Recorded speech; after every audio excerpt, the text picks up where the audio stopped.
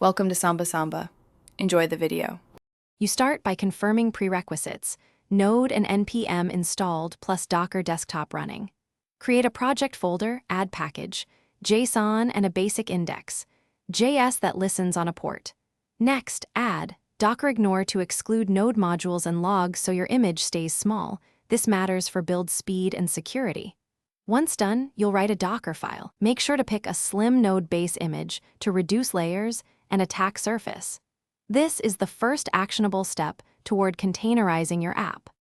You now create a Docker file. Set workdir, copy package asterisk. JSON first, run npm sci for reproducible installs, then copy source and expose the port.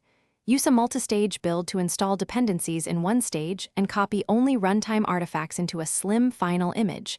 This reduces size and attack surface. Run docker build tmyapp1, 0, and watch the build logs for cache hits and errors.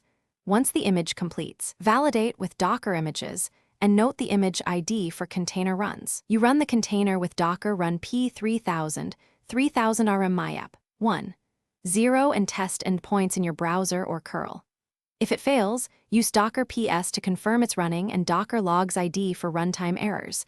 Docker execute ID sh lets you inspect files.